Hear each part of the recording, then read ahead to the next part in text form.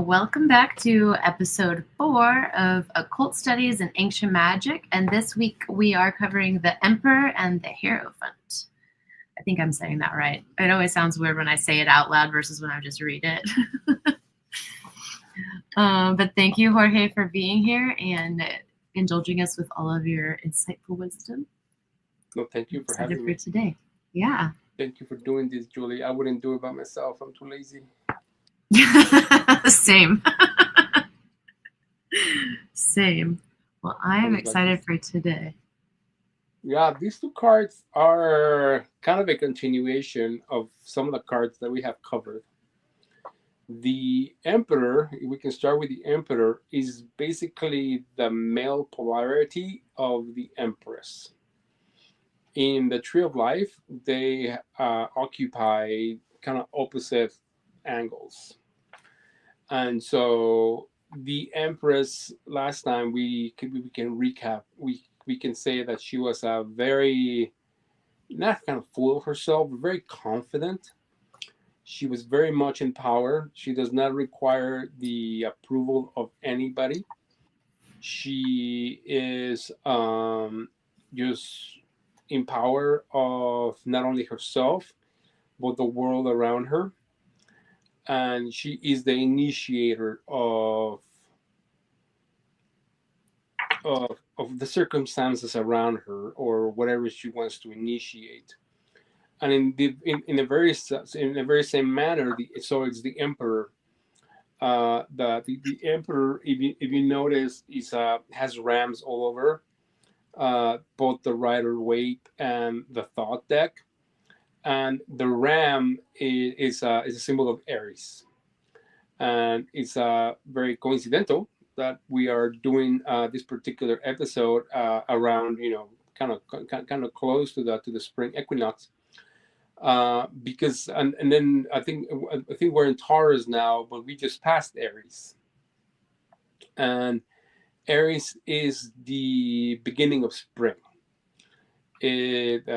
Persephone returns from Hades, and so the trees and the flowers come back to bloom, come back to absorb the rays of the sun, and that is exactly what Aries represents. It represents the return of the sun with great strength, the end of winter.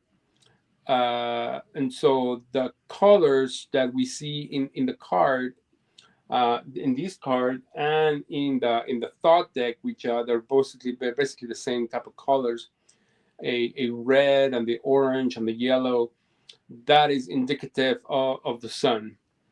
And then the red is also a color of royalty.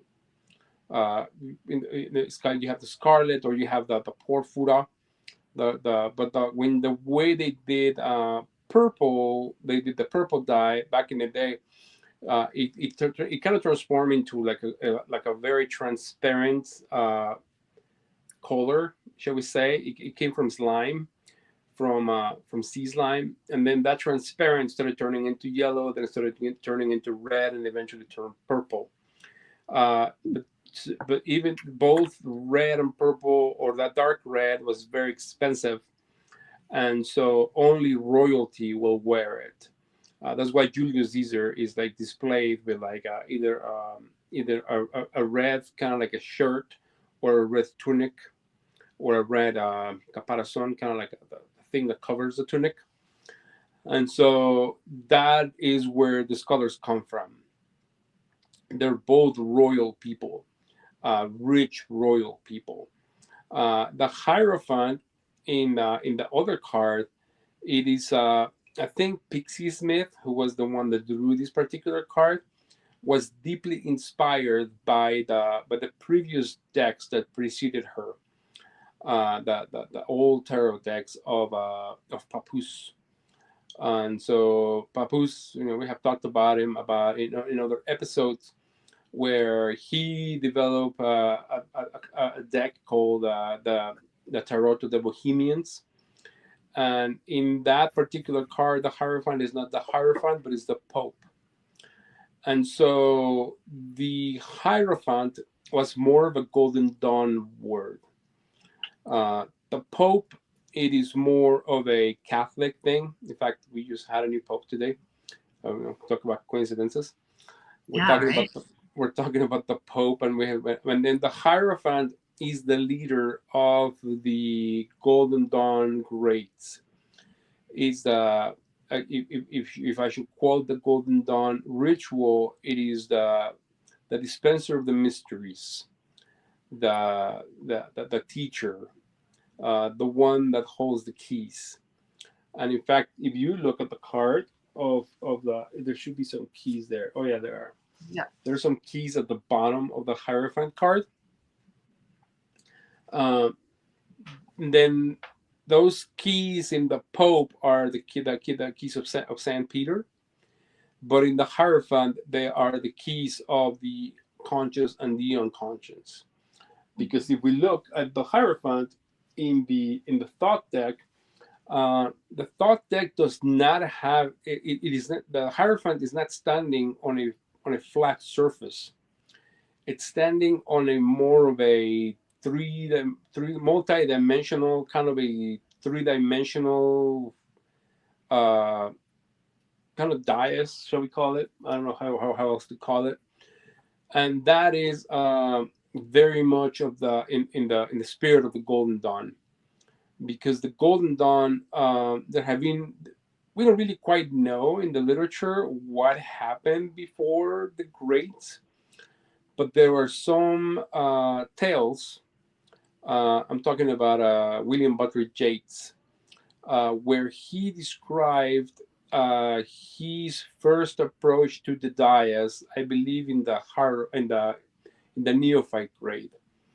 The dais is where the Hierophant sits, and so they did things a little bit different back then than what is written in the Regardie book. And so the Hierophant showed William Butler Yeats a tarot card. And William Butler Yeats said that he dozed. You know what that means, dozing? Like to sleep? Mm, kind of like scrying, I guess. Oh, okay. It's kind of like you look at an image, but you're not looking at the image. You kind of like dive inside the image. So we don't really quite know if William Butler Yeats was under the influence of something or that magically did happen. But he dove into the image. He said that he saw himself inside a tarot card. And this is not the first type of experiences. And William Butler Yeats is not the type of person that lie. He won a Nobel Prize for literature. And so he said it in a way more beautiful way than what I'm telling you. But he did say that when he was in front of the Hierophant, he had that particular experience. And so that particular experience is a form of being revealed the mysteries. And those are the keys that I'm speaking of. Not necessarily keys of authority like the Pope, or keys of like heaven, or wherever it is that the Pope keys or the keys of St. Peter is supposed to represent, which I'm assuming is supposed to represent the gates of heaven, if heaven does in fact exist. But in the Golden Dawn framework, the keys represent the keys between the conscious and the conscious and the subconscious. And so those are the worlds in which they were very familiar with.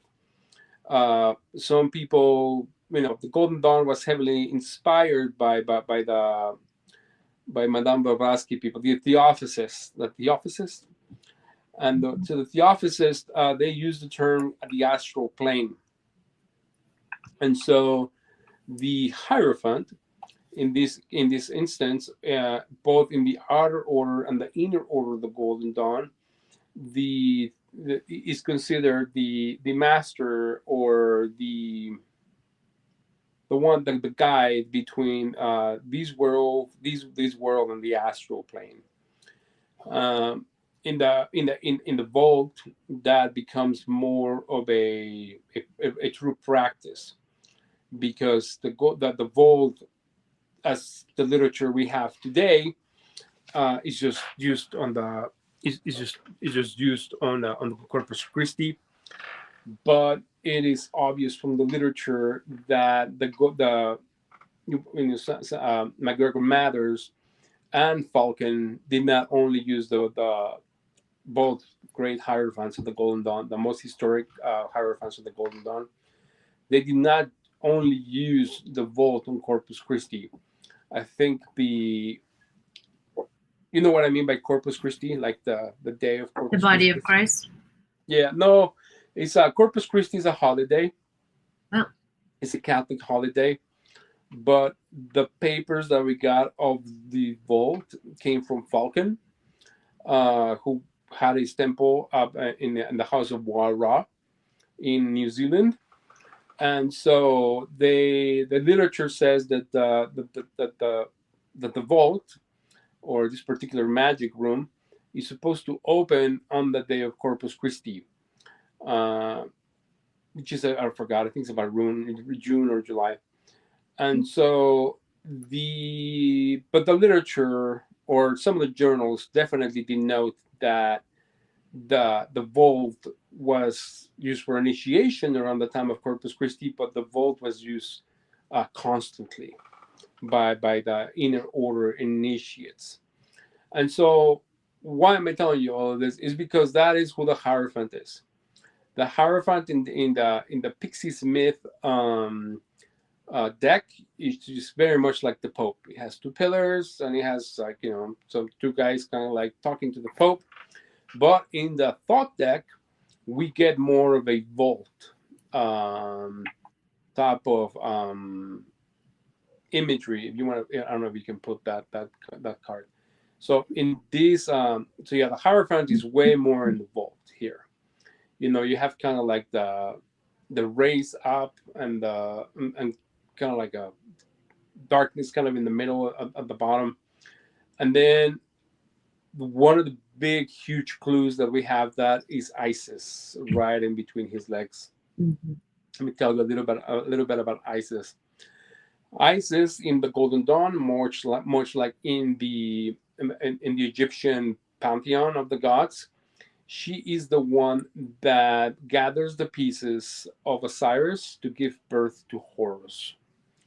So basically, the deceased god, and she brings the pieces of the deceased god to bring forward a new version of the god who becomes the sun. And so in the Golden Dawn, the main furniture, shall we say, of the vault is a coffin, and inside the coffin is supposed to be the body of Christian Rosenkreuz, the Grand Master of the Rosicrucians. So the inner order vault, it is a kind of like a, how should we say it? I don't know if you've ever been to Père Lachaise, where you have a bunch of graves, but they're not graves. They're kind of like little chapels. So there's some big chapels too. And so the chapels have graves inside. I've been inside of a few of them. And so the vault is kind of like that.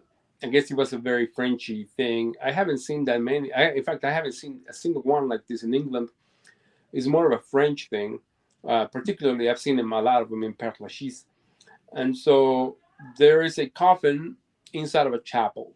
And so the vault is kind of like a chapel, but that chapel in these Golden Dawn terms has a bunch of little boxes.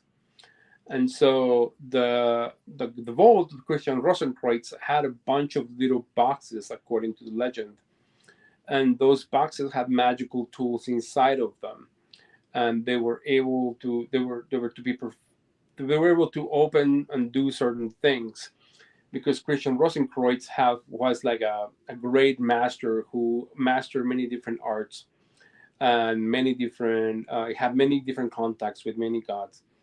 And so the his vault is supposed to be that. It's supposed to be kind of like a magical master room. And so the Golden Dawn tried to recreate that, but in a more Kabbalistic type of way, where each one of the walls is supposed to represent either a Sephiroth. The word Sephiroth itself means like enumeration, or also comes from the word zero. Uh, you kind of like zero, kind of like starting from kind of giving birth to something and then being nothing at the same time. But it also means to start to count. And so that's what those little boxes mean. And then the symbols also are astrological symbols. You have alchemical symbols and so on and so forth. And so the Hierophant is supposed to be the master of all of this. And on the other hand, the Emperor is more of a bullish type of card. It is more like, yes, he's an initiator. He has great strength and great force. He seems to be undying. Uh, and and then he's also kind of like I don't know if you see his tunic.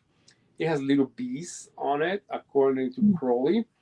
The bees are kind of like a symbol of work, a symbol of bringing forward kind of like pollen to the flower, taking pollen from the flowers and bringing it. So it's kind of like this the beginning of spring. And so that's what the emperor means. The Hierophant, on the other hand, he's ruled by Taurus, and Taurus is a sign of establishment. It's a sign of solidity. It's a sign of just kind of like life has already come and is now here to stay, which is kind of like that's why we're doing these two cards. Because first we have the beginning of spring with Aries, and then we have, okay, now the flowers are starting to bloom, the trees are starting to become, just filled with leaves, resistant to the wind, and that is what Taurus means. Taurus means that now life has been established. Life can take on a firmer path, on a firmer ground, shall we say, and it is now more of a conduit to perform work. And so that is why we have all this different imagery of the Hierophant, where I guess you can also see it kind of like an evolution. I don't know if you kind of want to see it. I don't know. Some people look at tarot in a very kind of like a hero's journey way, where they things become mutable. Like, for example, people think that first there's the fool and then there's the magician, and so but it's the same guy. I'm having a hard time with that one, but in this one is very obvious because Aries in the zodiac wheel, the you know Aries, then there's Taurus, so they're like chronologically. Whereas the fool and the magician, that doesn't really work because the fool doesn't have an astrological sign; it's ruled by the air, and it's kind of hard to say. It's like, oh yeah, so it goes from the fool to the magician. It's like there has to be an in between, bro. It's like who taught the fool all this stuff.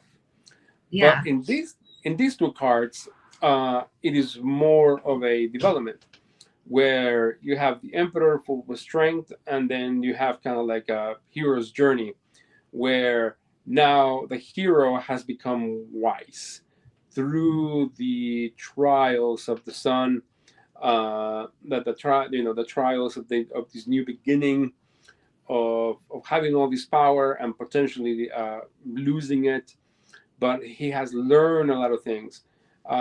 One of the biggest historical archetypes for me of this is Julius Caesar or Alexander the Great, where they were just emperors through and through. You know, one of them ruled the world, and the other one ruled Rome. You know, they're just emperors through and through. And then as they become older, they become wise, and they no longer want to be these emperors. Now they want to be these kind of like wise sages of ruling the world, of knowing how to conquer the world without having to use a sword anymore. In this instance, for example, Julius Caesar wanted to rule it through rhetoric, through politics.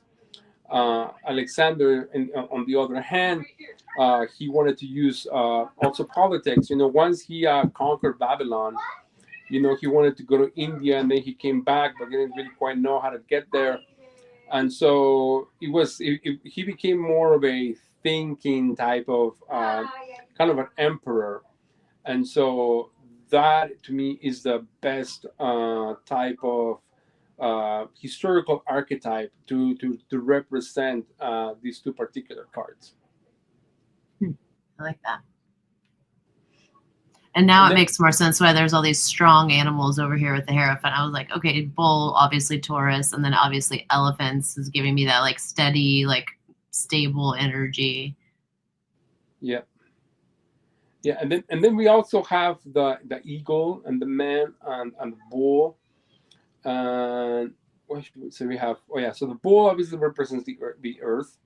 The eagle represents air.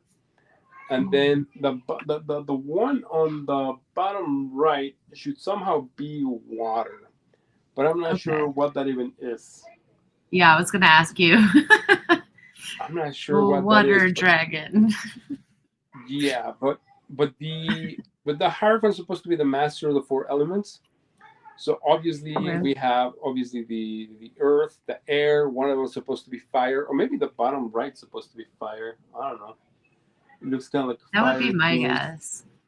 Yeah. So you have earth, we have earth, air, and then man is the water. I don't know. That would make sense because we're like how many percentage of water, right? I don't know. I don't know. On that one, but my educated guess. Yeah, but whenever we see figures like that, it definitely should represent the four elements. But I don't see the four elements there as clearly as they should. One cool thing that Crowley did put behind the Hierophant was this kind of like a flower behind him of light, which is kind of like denying the color indication, because the color indication, I don't know if I should read it, kind of like boring, you just watch me read stuff. It says, the Emperor, here we have the great energizing forces as indicative by the varying shades of red, as may be noted here that the red paths remain red in all planets, varying only in shade. Thus Aries, the Emperor, the Pioneer, the General, is blood and deep crimson, red, pure vermilion, or glowing fiery red. He is the no Nike, the conqueror, hot, passionate, impetuous, the apotheosis of Mars. Whether in love or in war, he is the positive masculine of the Empress, who is the positive feminine. I was going to ask too, because in the Rider Waite deck, the Hierophant looks more feminine, and then the Thot looks a little bit more masculine. Well, obviously a beard. It does. I think the Hierophant looks kind of feminine. I'm sorry, the Hierophant in the Rider deck. Oh, the Hierophant. Oh, yes. Actually, yes. Actually, my teacher kind of looked like the Heirophant in the Rider Waite. And my teacher was female. My teacher in the Golden Dawn her name was Chris Monestra, and she was the Hierophant for as long as I was there. Then she kind of retired for a little bit, and then a man took over. But my picture of a Hierophant was certainly a female picture. It wasn't a male picture. And I am not sure who was the Hierophant when Pixie Smith was in the Golden Dawn. but I don't know, but there were many women that could have been hierophants. There was Florence Farr. Um, who else? I forgot their names, but Florence Farr, for sure, certainly could have been a hierophant. And that's probably where Pixie Smith got the idea, which is awesome and very avant-garde for the era, because back then and even today, Freemasonry, it is mostly male dominated. And so when the Golden Dawn, bunch of like royal people that work for the king, and just upper echelon, socialite of London, when they were forming the Golden Dawn, they were meeting in a Masonic temple in London, and the women couldn't go through the front of the Masonic hall, and so they had to come through the back. Oh. And there was a woman, I forgot who was her name, but she was a self-declared lesbian, and she didn't like that very much, and she was very liberal, and so she wanted to go to the front. I don't know, but then the Golden Dawn, even from its very inception, they did not want to become a male exclusive order, even though it was started by all three Freemasons.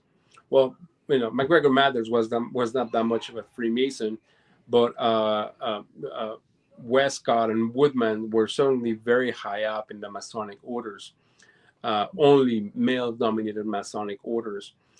And so having Hierophant in the tarot deck, it was very avant for its age, for sure. Pixie Smith was a lesbian. She I don't think she was ever known to have a male partner, and so I'm glad that the Hierophant is female in the Rider Waite. Yeah, I didn't realize it was like depicted on actual positions.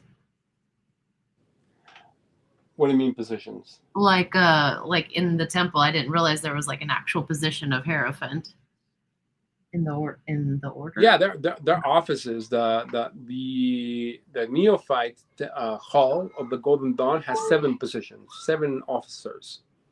Okay. So the Hierophant is a leader. Then after that, there was the Hieres, then the Hegemon, then the Stolistis, then the Tadahos, the Keraks, then the Stolistis, then the Tadahos, and then there is the Sentinel.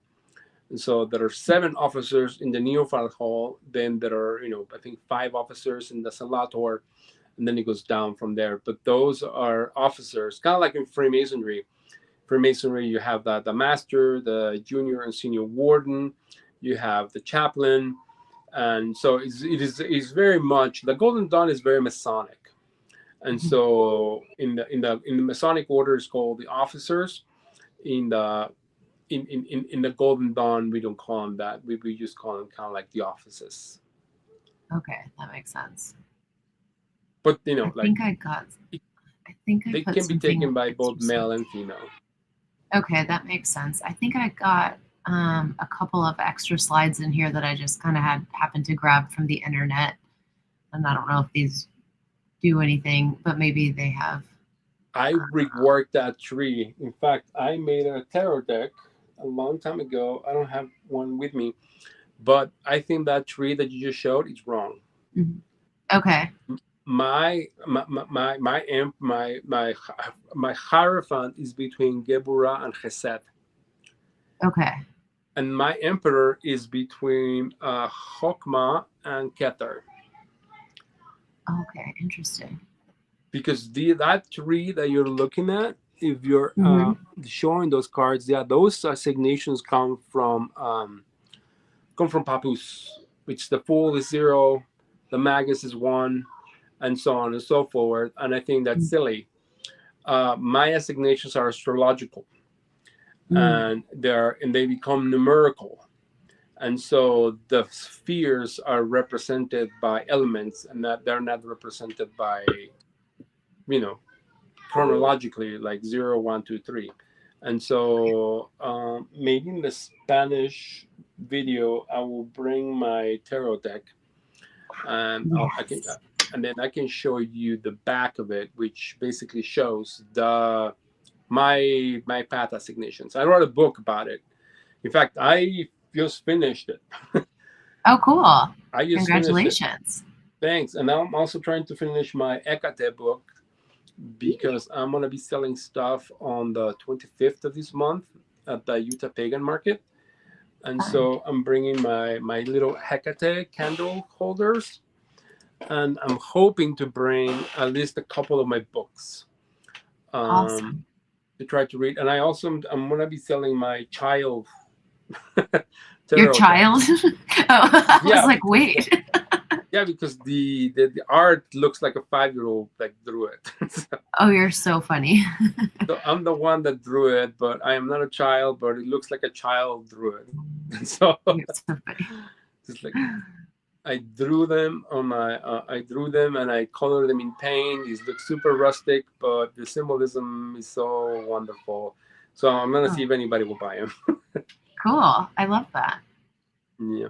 I think I got one more slide, and this might be able to tell us what the face of it's a Leo on the bottom right. Leo cherubim. I don't know what that means. Cherubim is like a type of like higher angel, kind of like a punishing angel. Oh, okay. Which then that makes sense because then that's like the fire element.